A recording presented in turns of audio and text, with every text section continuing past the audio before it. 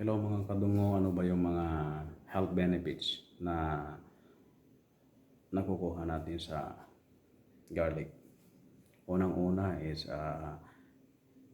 nakakapagpa-boost o nakakapagpalakas ng ating immune system. Pangalawa, yung ating high blood pressure, nakokontrol niya. Pangatlo, yung ating blood cholesterol.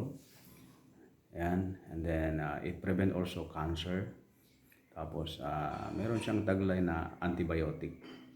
Panghuli, para maiwasan yung tinatawag nating yung pagiging ulyanin. Yan.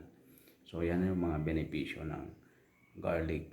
So, dapat sa lahat ng ating mga ulam o mga hinahandang pagkain na uulamin, dapat mayroong bawang. Maraming salamat po.